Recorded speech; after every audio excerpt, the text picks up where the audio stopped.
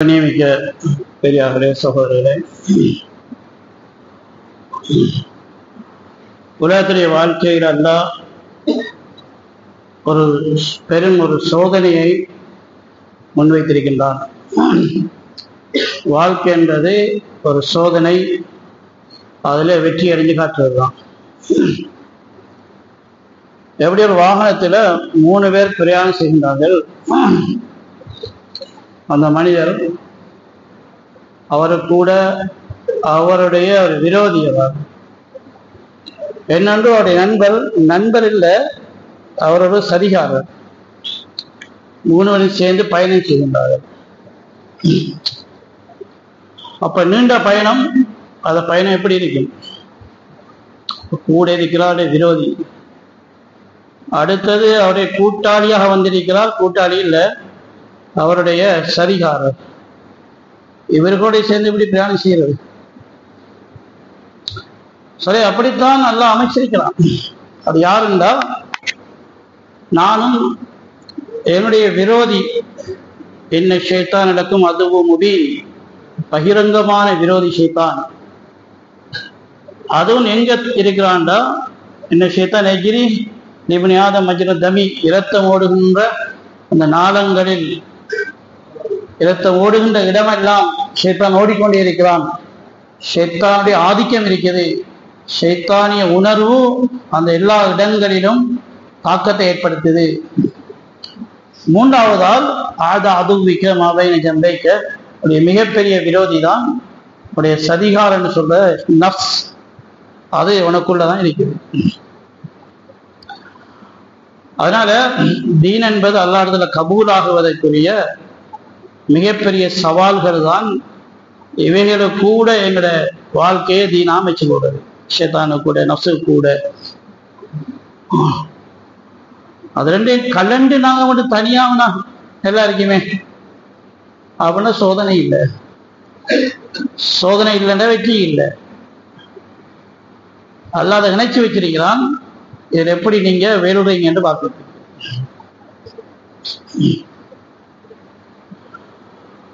ஷைத்தான் எல்லாரையுமே வழிகெடுக்கிறான், எல்லாரையும் வழிகெடுக்கிற ஷைத்தான். ஷைத்தான் யார் வழிகெடுத்தது? ஷைத்தான வழிகெடுத்தது அவனுடைய நஃப்ஸ். அப்ப நஃப்ஸுடைய விரோதம்தான் மிக மிக பயங்கரமானது, இனங்காண்டு கொள்ள இயலாத ஒன்று. அது விரோதம் என்று விளங்க இயலாத ஒரு விரோதம்தான் நஃப்ஸுடைய விரோதம். அதனால அல்லாஹ் தஆலா மனிதனுடைய வெற்றியை பற்றி சொல்லக்கல, கத் அஃப்லஹ மன் தஸக்கா, தன்னுடைய நஃப்ஸை பரிசுத்தப்படுத்திக் கொண்ட மனிதன் இடையற்றம் அடைந்து விட்டான், வெற்றி அடைந்து விட்டான். நஃப்ஸுடைய பரிசுத்தம் என்பது நஃப்ஸுடைய கெடுதியிலிருந்து தன்னை பாதுகாத்துக் கொள்வது, நஃப்ஸுடைய விரோதத்தை நாம் கண்டு கொள்வது, நஃப்ஸுட மாட்டிக்கொள்ளாமலுக்கு தன்னை பாதுகாத்துக் கொண்டு போவது. இமாம் பூஸரி ரஹ்மத்துல்லாஹி அவங்க இந்த ரெண்டையும் பற்றி சொல்லுகின்ற பொழுது, நஃப்ஸுக்கும் ஷைத்தானுக்கும் நீங்க எப்படி நடந்து கொள்ளணும். وَخَالِفِ النَّفْسَ وَالشَّيْطَانَ فَعَصِهِمَا وَإِنْهُمَا مَحَضَاكَ النُّصْرَ فَاتَّهِمِي. புர்தா ஷரீஃப்ல இமாம் பூஸரி ரஹ்மத்துல்லாஹி அவர்கள் இதை உணர்த்துகின்றார்கள்.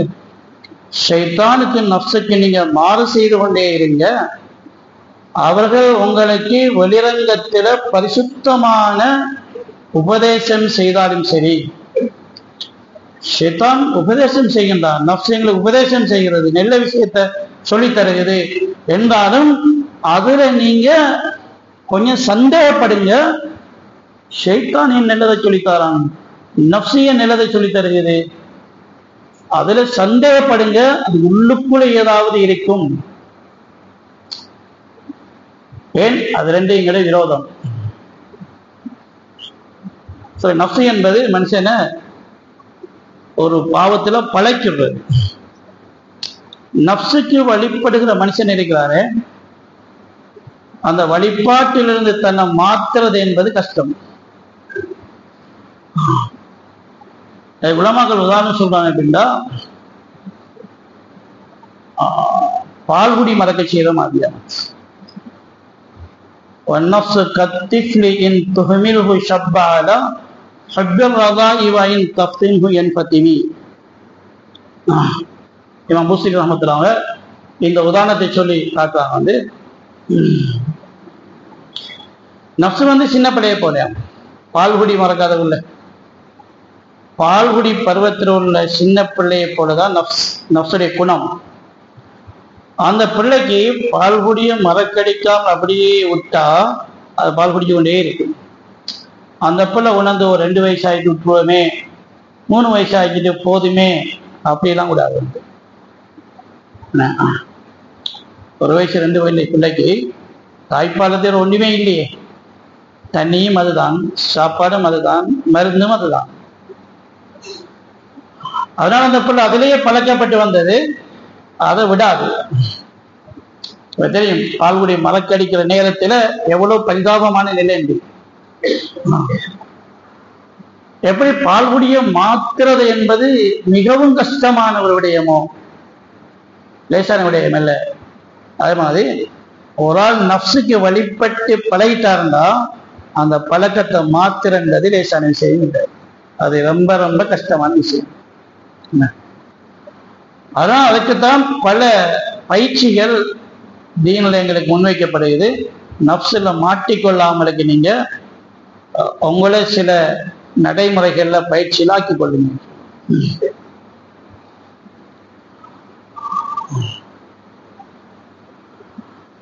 கியாமத்து நாளையில நரகத்துக்கு போற முக்கியமான 3 கூட்டத்தை நபி ஸல்லல்லாஹு விளங்கப்படுத்தினாங்க.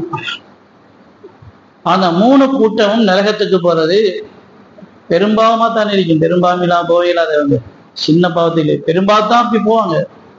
அந்த பெரும்பாவம் என்னன்னு பார்த்தா, பெரும்பாவம் என்று நாங்க விளங்கியிருக்கிறோமே ஷிர்க்கு, அதுக்கு பின்னால ஷிர்க்குக்கு பின்னால உள்ளது கொலை, கொள்ளை, ஜினா, வட்டி, அப்படி ஒன்றுமே இல்லை.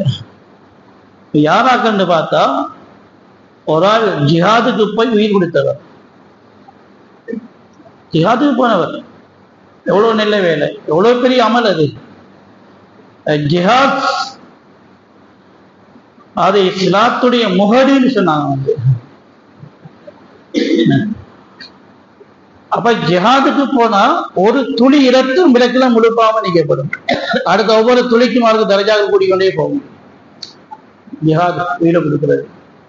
ஆனா ஜிஹாத் செய்து உயிர் கொடுத்த மனுஷன் அவர் நரகம் கொண்டு செல்லப்படுகிறார். அந்த மனிதர் ஜிஹாத் செஞ்சு உயிர் கொடுத்த மனிதர் நரகத்துக்கு போறதுக்கு வேற பாவங்க காரணம் இல்லை, அவர் செஞ்ச ஜிஹாத்துல உயிர் கொடுத்ததுதான் காரணம். அது பாவமாக எப்படி மாறியது, இவ்வளவு பெரும் அமல் எப்படி பாவமாக மாறியது? சலே அவர் சுட்ட தவறு என்னண்டா, நஃப்ஸுடைய பிடியிலிருந்து கலரல. அவர் தீன்ல முன்னேறி கொண்டு போனார், நஃப்ஸுடைய ஷர்ரில் தன்னை பாதுகாத்துக் கொள்ளல, நஃப்ஸு முன்னேறி கொண்டே போனுச்சு. அவர் தீனில வளர்ந்து கொண்டே போனார், நஃப்ஸு வளர்ந்து கொண்டே போனுச்சு. அதனால நஃப்ஸு என்ன செய்துண்டா, அவருடைய காலடியில உள்ள சாமான் எவ்வளத்தை வச்சு அவட காலப்படியை சரக வச்சா விழுந்து அட்ரஸ் எல்லாம் போவாரோ அவிடத்தை விழுத்தாட்டும். விழுந்து எலும்புற இடத்துல விழுத்தாட்டாது, விழுந்து எலும்புற இடத்துல விழுத்தாட்டாது, விழுந்தா ஒத்த விடுவதான் அவிடதான் விழுத்தாட்டும். இவர் ஜிஹாதுக்கு போய் உயிர் கொடுத்தார். நஃப்ஸு செஞ்ச வேலை என்னன்னா, அந்த உயிர் கொடுக்க போன அந்த ஜிஹாதுல அவருடைய எண்ணத்தில நெஞ்ச போட்டது. இஹ்லாஸ் என்ற பரிசுத்தமான எண்ணத்தில நஞ்ச போட்டுட்டார். அவருடைய எண்ணம் நஞ்சூட்டப்பட்டு விட்டது. ஆட்டு வச்சிருந்தா உடலுக்கு ஆரோக்கியம் இல்லை, சாப்பாடு நஞ்சூட்டப்பட்டா அது ஆட்டு வச்சுதான், அது நஞ்சா போய்க்கணும். அதான் நஃப்ஸு இவருடைய இவ்வளவு பெரிய இபாதத்தை நஞ்சாக்கி போட்டுது. என்ன நஞ்சாக்கி போட்டு கியாமத் நாள்ல அல்லாஹ் கேட்பான் அந்த அடியான பிடிச்சு, உனக்கு இவ்வளவுலாம் நியாமத் தந்தனே சொல்லி, யாரெல்லாம் நான் உன்னுடைய தீனுக்காண்டி பாடுபட்டு உயிர் கொடுத்தேனே என்று சொல்லி அல்லாஹ் சொல்ல, அப்படிலாம் இல்லை, நீ உயிர் கொடுத்தது உன்னுடைய பெருமைக்காக வேண்டி, நாம் இப்படி வீர தீர செயல் செஞ்சோம் என்று பேர் போறதுக்காக வேண்டி. நீ யாருன்னு உலகத்துல காட்டுவதற்காண்டி செஞ்சாவே தவிர எனக்காண்டி செய்யல. அதுக்கு பெயர் உலகத்துல சொல்லப்பட்டு விட்டது. நீ என்ன பெயரை எதிர்பார்த்து செஞ்சியோ, நாங்க இந்த ஜிஹாதுல நாங்க தான் வெற்றி என்னால நடந்தது, நான் இந்த உணர்வை நீ நினைச்சாயோ நான் பிழைச்சிட்டது உலகத்துல. அதனால இங்க ஒன்றுமே இல்லை, அதனால நரகம்தான் போனலாம். அடுத்தது பின்னால் யார் போனா கொடைவள்ளன் போவார். கொடைவள்ளன் நரகத்துக்கு போறதுக்கு காரணம், வியாபாரத்துல வட்டிய மூலதனமா எடுத்து உழைச்ச காசு இல்ல, ஹலாலான காசு. கொடைவள்ளல் கொடை கொடுத்த பணம் சுத்த ஹலால். அவர் கொடை கொடுத்தது பாவியலுக்கு அல்ல, சாராயம் குடிக்கிறவனுக்கு கொலகான கொடுக்கல, நல்ல மக்களுக்கு தான் கொடுத்தார். அந்த கொடைவள்ளல் நரகம் போறதுக்குரிய காரணம் வேற சேரணும் இல்லை, அந்த கொடை தான். இந்த கொடை என்பது சுவர்க்கத்துடைய மரம், அவருடைய கிளை இங்க தொங்கிக் கொண்டிருக்குது. யார் அதை பிடிப்பாங்களோ சுவர்க்கத்தை பேசிடுவாங்க. அப்படியான ஒரு அமல். கொடை நரகத்தோடு பாதுகாக்கும். எவ்வளவு கொடுத்தா பாதுகாக்கும்? உலவு சிக்கி தம்பா, ஈத்தம்பளத்துல துண்ட கொடுங்க, அந்த கொடையும் நரகத்தை நம்மள பாதுகாக்கும். கொடை என்பது கோடிக்கணக்கில் கொடுத்தா தான் இதெல்லாம். இங்க அப்படி இல்லை. நீங்க கொடை குடிக்கிறீங்க, ஒரு துண்டு ஈச்ச பணம் கொடுக்குறீங்க, அது கூட வீணாகாது, அதுவும் நரக விடையிலைக்கு உதவும். அப்படியான வேலை. மிக பெரும் கொடை கொடுத்த மனிதர் ஏன் நரகம் போறார்? சொல்ல, அவர் கொடை கொடுத்தார், நஃப்ஸ அவர் பக்குவப்படுத்த. அவர் உணரல, என்னோட என்னுடைய நஃப்ஸ் இருக்குது, என்னோட எனக்கு சதி செய்யற நஃப்ஸ் இருக்குது என்றதெல்லாம் அவர் யோசிக்கல, உணரல. எனக்கு இப்படியான ஒரு ஆபத்து ஒன்று இருக்குது என்றது ஒரு உணரல்ல, அதை கணக்கெடுக்காம போனார். அவர் கொடை அள்ளி அள்ளி கொடுத்தார், கொடை வளர்ந்து பேர் வாங்கினார். அவருடைய எண்ணத்தில இந்த நஃப்ஸி நெஞ்ச போட்டு விட்டது. நினைச்சார், நான் தான் கொடை வல்லது நினைச்சார். என் பேரு பார்க்க எந்த பேரு போட்டிருக்கிறாங்க, நான் செஞ்சு இந்த சொல்லப்படுகிறது. அதெல்லாம் வீடியோ எடுக்கிறாங்க, அதெல்லாம் பேஸ்புக்ல போடுறாங்க, உலகமெல்லாம் பேசப்படுகிறது. அதெல்லாம் செய்யும் பூரி படைங்க.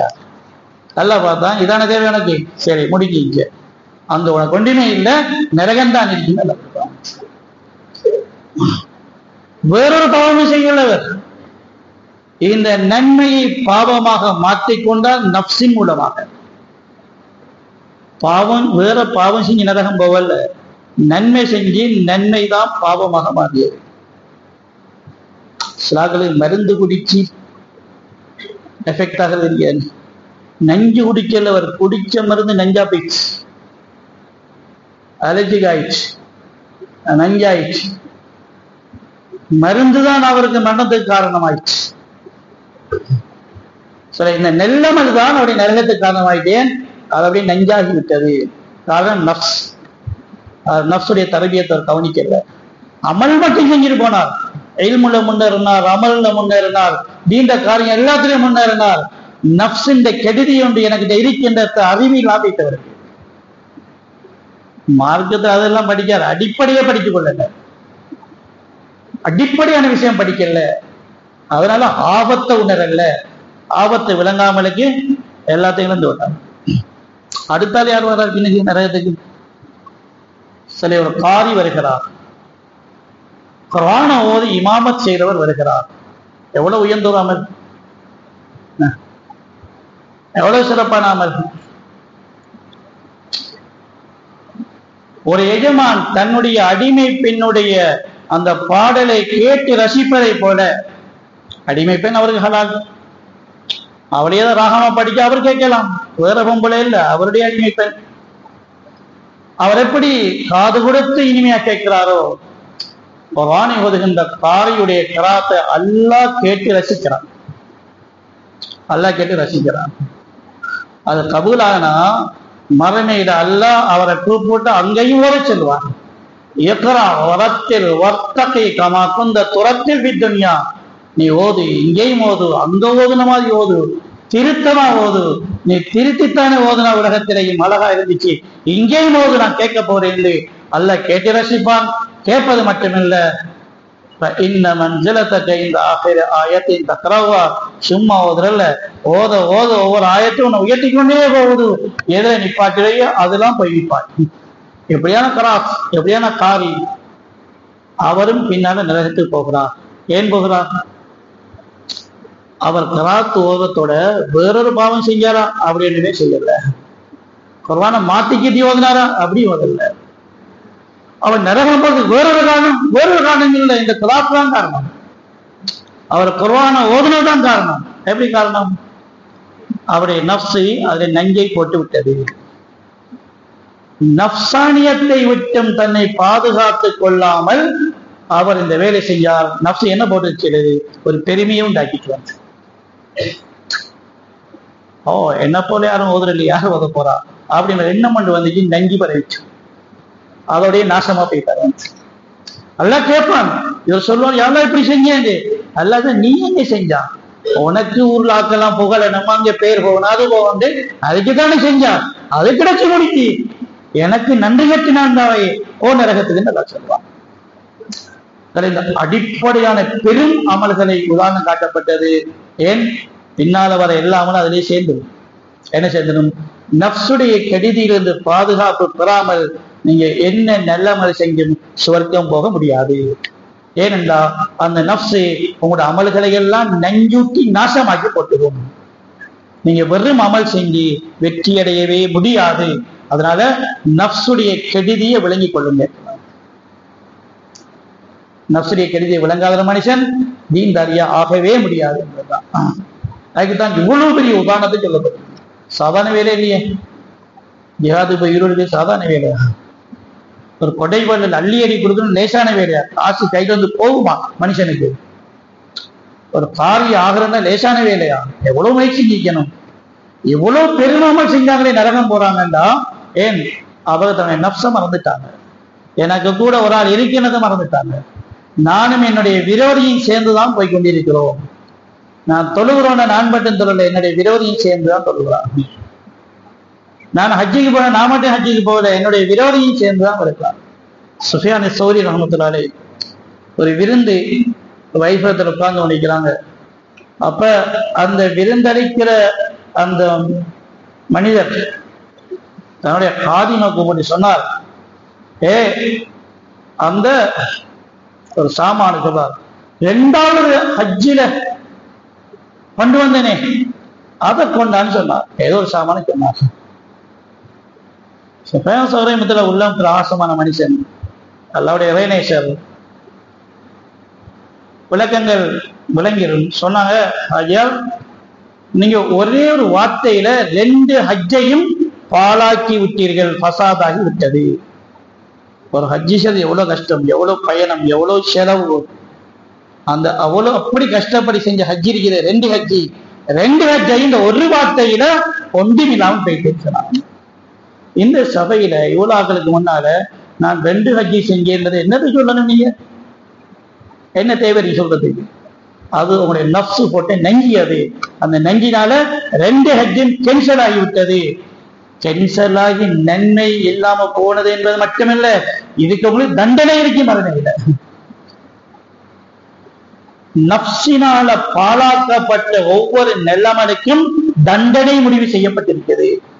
நன்மை இல்லாது போகட்டும், பிறகு அடுத்தாமல் செய்வோம் என்று யோசிக்கலாம்.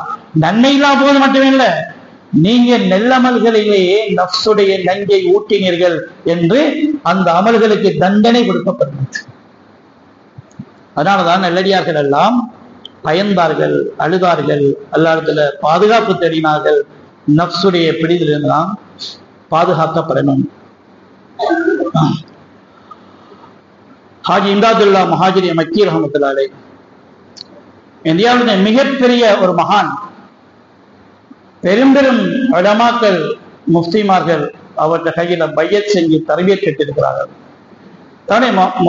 தஹஜ்ஜத்துடைய முனாஜாத்துல கேட்கிற துவா தொகுக்கப்பட்டிருக்குது.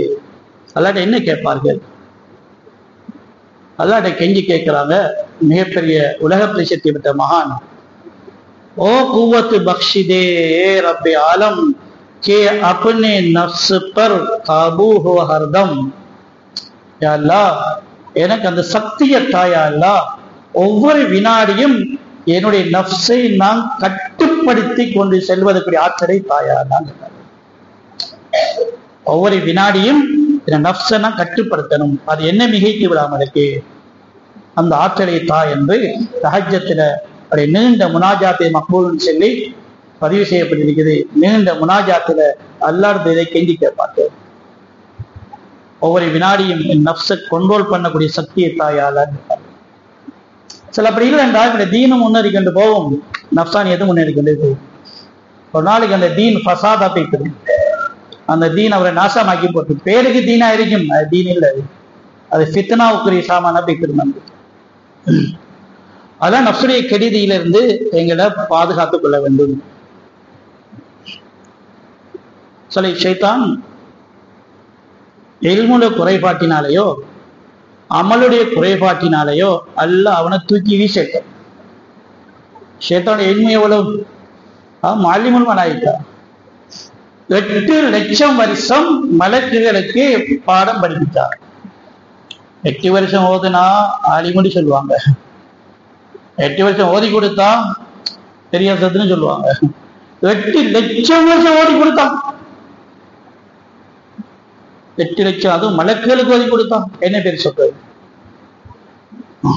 அவன் பேர் ஷைத்தான் இல்ல, அவன் பேர் அஸாஸீல்.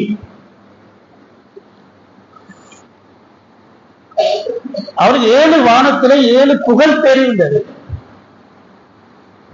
ஒரு வானம் சொல்லுவாங்க தக்கை வருகிறார், உரைநேஷ் தக்குவல்ல மனுஷன் வருகிறார். ஜாயித் வருகிறார், உலக பட்ஜெட் வருகிறார். எப்படி 7 வானத்திலே 7 புகழ் பேர் இருந்தது இந்த அஸாஸீலுக்கு. ஆனா லவ்ஹுல் மஹ்ஃபூல்ல பேர் ஒன்று இருந்தே காஃபில், தன்னை மறந்தவன், ஏமாந்தவன். ஏனென்றா அவர் எல்லாத்தையும் கடைசியில் ஏமாந்து வைத்திருவார். எல்லா இடங்களும் புகழ் புகழ் புகழ் என்று வருகிறது. அந்த புகழையே பார்த்து தன்னை மறந்து ஏமாந்துருவார். தனக்குள்ள ஆபத்தை உணர இயலாத ஒரு ஏமாந்த நிலைக்கு போய்த்திருவார்.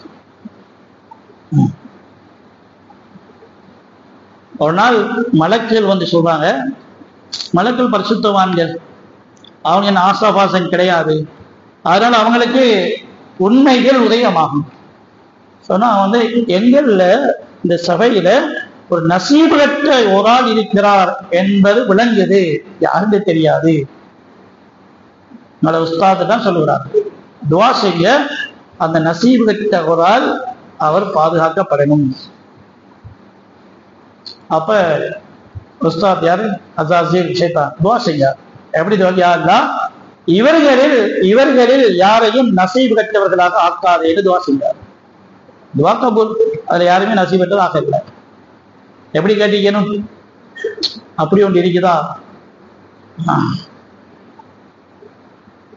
இப்ராஹிம் அலைஹிஸ்ஸலாம் சிலைகளை எல்லாம் உடைத்து விட்டு யாரெல்லாம் இவர்களை எல்லாம் சிலை வணக்கத்தை பாதுகாத்து கேட்கல.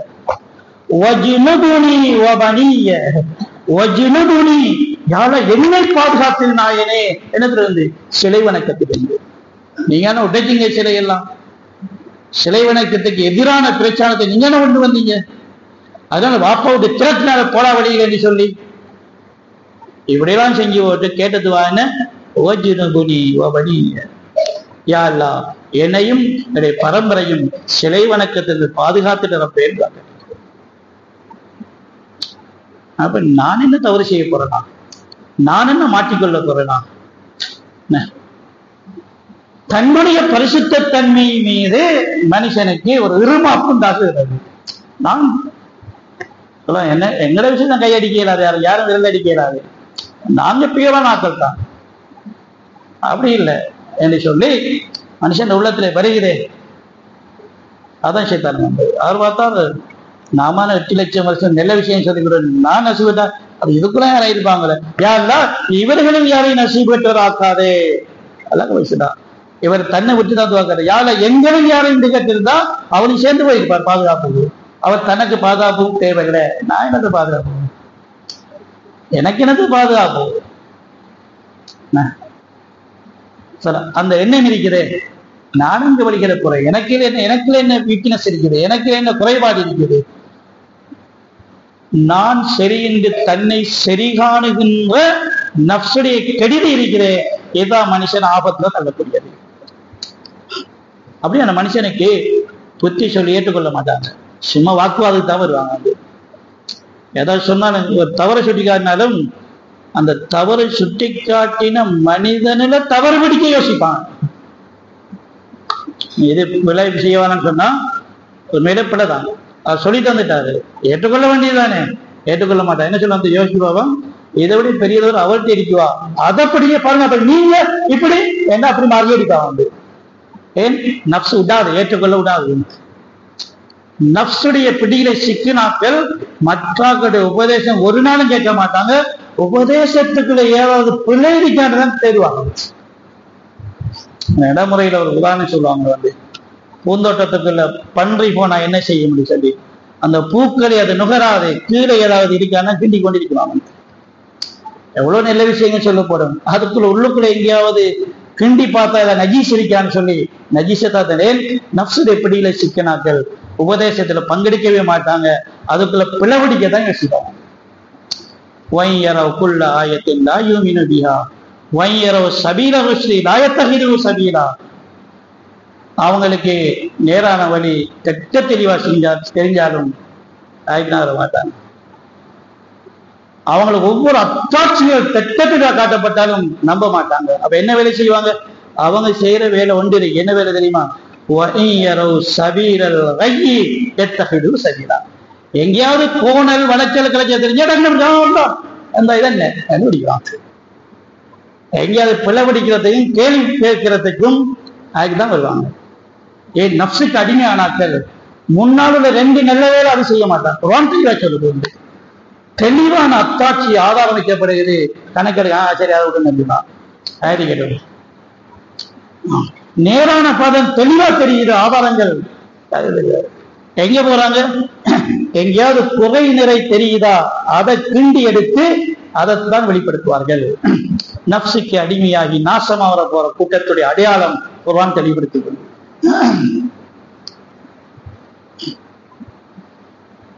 சரி, கபூலான மக்கள் இருக்கிறாங்களே, அவர்கள் தன்னுடைய குறை பார்த்து கொண்டே போவார்கள். யூனுஸ் அலைஹிஸ்ஸலாம் நபிமார்கள், எல்லா நபிமார்களையுமே கபூலியத் அடைஞ்சார்கள், அதுல எந்த விதமான சந்தேகம் இல்லை, எல்லாமே கபூல். அவருடைய தீன் கபூலாக்கப்பட்டுச்சு. தூக்கி வீசப்பட்ட தீன் ஷைத்தானுடைய தீன். 8 லட்சம் வருஷத்துல ஒரு வினாடி கூட கபூலாகல. கபூலாக இருந்தா பல 1000 கோடி பில்லியன் வருஷத்துக்கு பிறகாவது நரக விடுதலை கிடைக்கும். கிடைக்குமா? கிடைக்க மாட்டாரு. அல்ல ஒரு வினாடியை கூட கபூல் செய்யல, மொத்தமாவே தூக்கி வீசிட்டான், வேரோட பிடிங்கி வீசியாச்சு.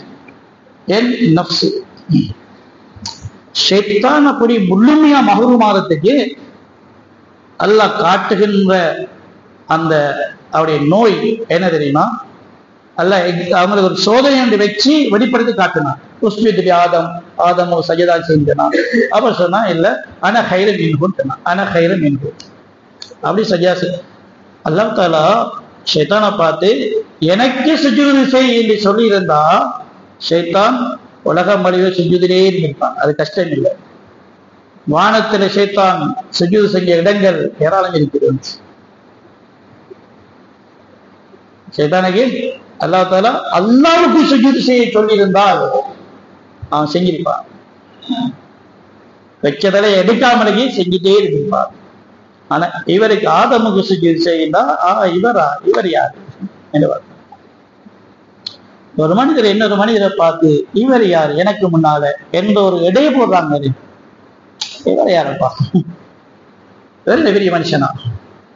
இவர் அப்படி இருந்தது என்ன இப்படி மற்ற மனுஷனை எடை போட்டு கீழே போடுறாங்களே, அப்படி எண்ணங்கள் எங்களுக்கு வருகிறதுண்டா யோசிக்கணும். நான் நப்சுடைய பிடியில சிக்க கிடைக்கிறேன், என்னுடைய தீனுக்கு நஞ்சூட்டப்பட்டு நாசமா போய்த்திருவேன் என்பதை ஒரு தாய்புல நபிசம் அடி வாங்கினாங்க. எப்படி அடி? ஒரு கால தூக்குகள் கல்லண்டு விடும், காலை வச்சே அடுத்த கல்லண்டு விடும், இரத்தம் சோர்ந்து போய்விட்டது. காபிரிக்கே அவருக்கு ஒரு இரங்கல் ஏற்பட்டது. ஒரு தோட்டத்தில் வந்து உட்கார்ந்துருந்தாங்களே, அவர் காபீர் தான். அவரு திராட்சை பழத்தை கொண்டு கொடுத்து அந்த மனுஷன் பாவம் கொண்டு குடிண்டு காதிமத்தை கொடுத்து அனுப்புறாங்க. அவர் கொடுத்தார் அந்த அளவு அடி வாங்கிட்டு வந்தான். அடி வாங்கிட்டு நபி சொல்றாங்க அல்லாட்ட முறைப்பாடு என்ன செஞ்சாங்க, யா அல்லாஹ் உன்னை பத்தி சொல்ல வந்தேன், இந்த மக்கள் அற்பத்தனமா நடந்துட்டாங்களே என்ற வார்த்தையை பாவிக்கல. சரிதானே? அது அதானே செய்தியா தானே? செய்தியா தானே? அல்லாஹ் பத்தி சொல்ல வந்தது இவர்கள் அடிச்சு போட்டாங்களே அப்படி சொல்றது பிள்ளைங்க தானே. ஆனா அப்படி சொல்லல. அப்படி என்ன சொன்னாங்க, அல்லாஹும்ம இன்னி அஷ்கு இலைக்க ضعف قوتي وقلة حيلتي وهواني عن الناس. அந்த நடந்த நிகழ்வுக்குரிய காரணம் என்னுடைய குறைபாடு என்று இங்கதான் தேடினாங்க, அங்க தேடல. தெளிவா விளங்குது இவர்கள் கீழ்த்தரமான வேலை செஞ்சாங்க. ஒரு நபிய அல்லாஹ்வுடைய தூதரை இழிவுபடுத்தினாங்க, அடிச்சாங்க, காயப்படுத்தினாங்க. நபியா இல்லாட்டி விரும்பாடிட்டு கூட பார்க்கல. இவ்வளவுலாம் கேவலமான வேலை செஞ்சதுக்கு அவனை பார்த்து பள்ளி சுமத்தை எவ்வளவு இருக்குது ரசூல் சொன்னாங்க, அந்த ஒன்றுமே பாவிக்கல. என்ன சொன்னாங்கண்டா, இப்படி இந்த மக்களுடைய எப்படி இந்த தீனை முன்வைக்கணும் என்ற முறை எனக்கு தெரியாது யா அல்லாஹ். அதனால இந்த விவேக நடந்தது. இந்த கல்லடிக்கு காரணம் யாரு? நான் தான் காரணம். கல்லடிக்க அந்த கல்லால் இறங்கி இவ்வளவு நோவினப்படுத்தினது இந்த இழிவேலை செஞ்ச இதுக்குரிய காரணம் யாராக்கள்? அது ஆய்வு செய்யணுமா, விசாரிக்கணுமா? இவனர் தானே. ஆனா நபி சொல்லுங்க யாரு காரணம் சொன்னாங்க, நான் தான் காரணம். என்ன காரணம்? என்ன காரணம்? இந்த ஹக்கை சொன்னது ஹக்குத்தான், ஆனா சொன்ன முறையில உள்ள குறைபாடா இருக்கும். அந்த முறை எனக்கு தெரியாது யா அல்லாஹ்.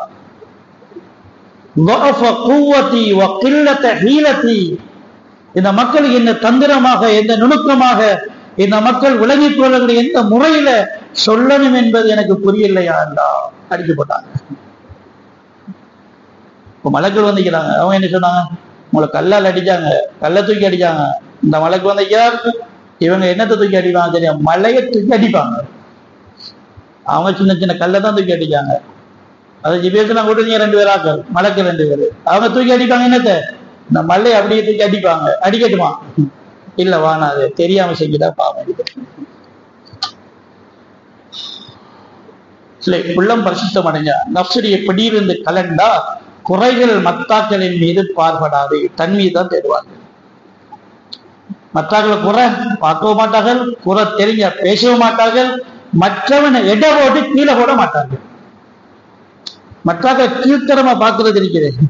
சரி, கீழ்த்தரமா பார்க்கறது ஒரு பக்கம் இருக்கேன். நல்ல மக்களே கீழ்த்தரமா பார்க்கிற முசீபத் இன்னைக்கு வந்துட்டு பள்ளியில தொழுகிறோம், அவரை விமர்சிக்கிறார். உட்கார்ந்து கொண்டு அவர் தீன விஷயம் பேசிட்டு போறாரு, அவரை உட்கார்ந்து விமர்சிக்கிறார். கீழ்த்தரமான இழிவான மக்களை கூட நபி ஸல்லல்லாஹு குறை சுட்டி காட்டல, தன் பக்கமே அந்த குறையை போட்டுட்டாங்கண்டா. தொழுகிற மக்கள், தீன்தாரிகள், நல்ல மக்கள் ஏதோ தவறு இருக்குது, அதை உட்கார்ந்து விமர்சிக்கிறது என்பது என்னத்தை காட்டுதுன்னா, நப்சுடைய பிடியில நீ சிக்கி கிடக்க உன்னுடைய தீன் நஞ்சூட்டப்பட்டு நாசமா போவா என்பதை அவர் உணர்வதற்குரிய சந்தர்ப்பம் கிடைச்சிருக்குது. வேற ஒன்றும் இல்லை.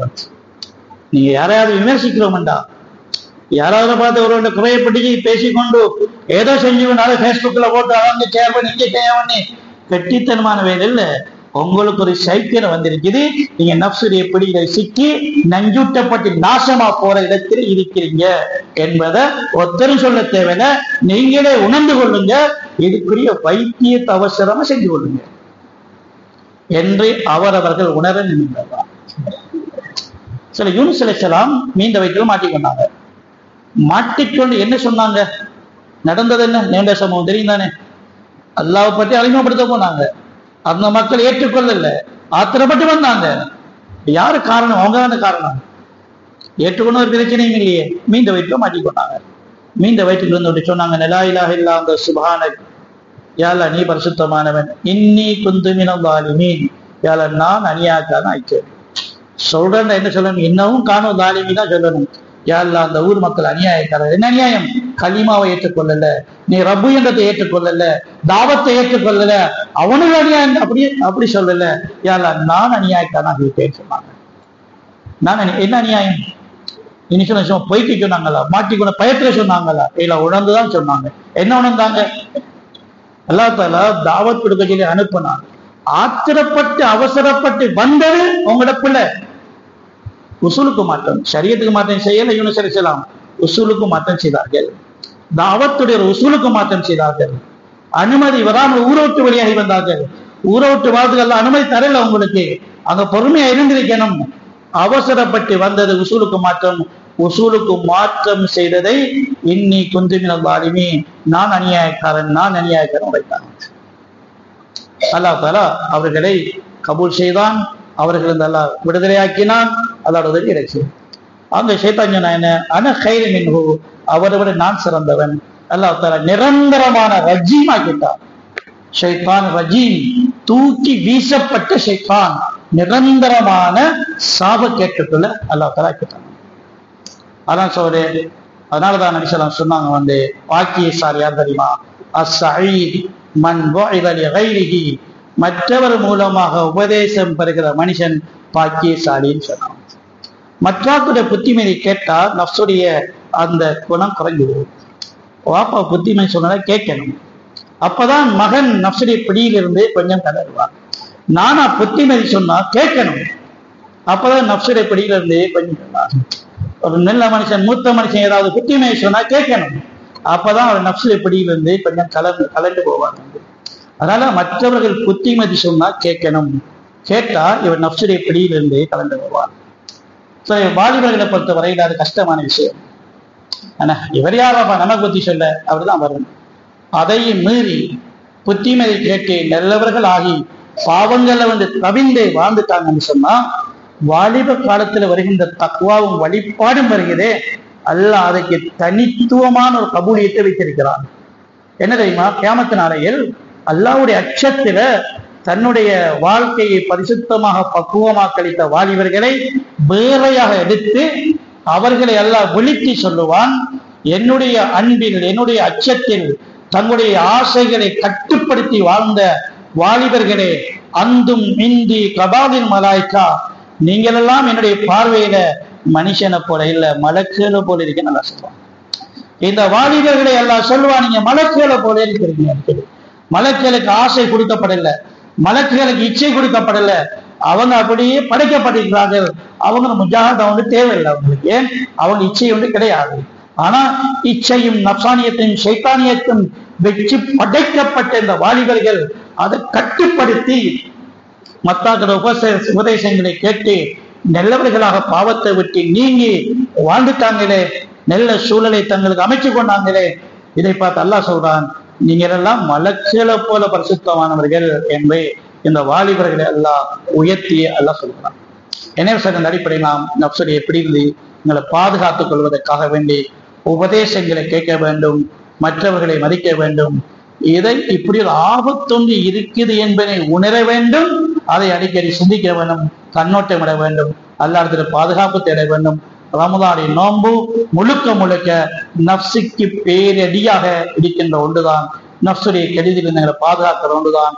அந்த பாதுகாப்பு பெற்ற ஒரு நோன்பாக அல்லாஹ் நோன்பையும் அதை தொடர்ந்து வருகின்ற காலங்களையும் அல்லாஹ் ஆக்கி வைப்பானாக.